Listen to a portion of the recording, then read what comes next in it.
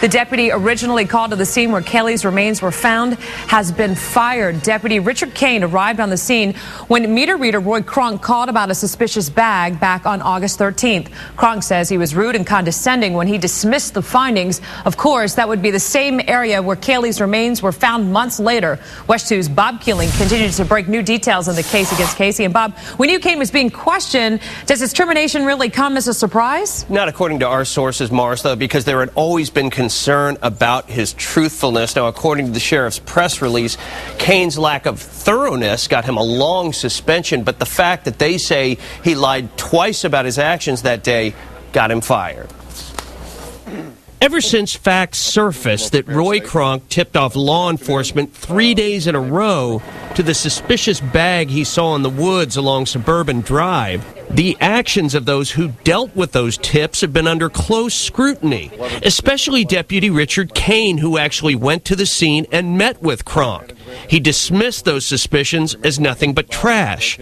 On national TV, Kronk said Kane blew him off. The cop was like, I would say he was kind of rude to me, and I just didn't really, I'm trying to help out, I'm trying to be a nice guy, and instead I'm catching all this, so I just didn't care anymore. While the internal investigation was conducted, Kane was stripped of his badge and reassigned to the evidence section.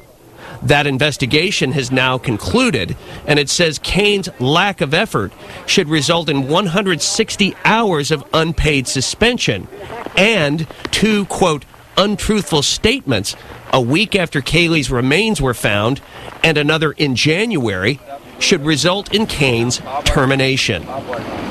So what about Roy Kronk? Well, his attorney says Kronk has spoken the truth from the beginning, and the decision made by the Sheriff's Department today bears that out.